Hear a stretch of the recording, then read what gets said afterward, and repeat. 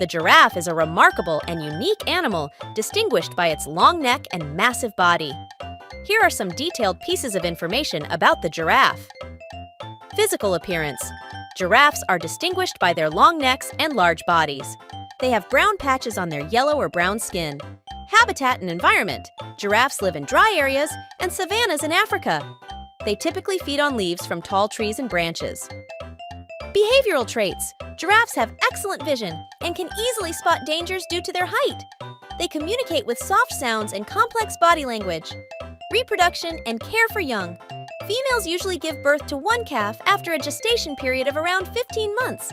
Mothers care for and protect the young from dangers until they can fend for themselves. Interesting facts. Their long necks help giraffes reach high branches for food and aid in cooling.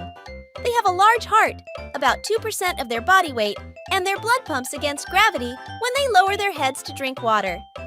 As one of the most fascinating and curious creatures, the giraffe remains a remarkable and unique entity in the animal kingdom. With its towering neck and distinct vitality, the giraffe embodies nature's strength and incredible adaptability to its environment.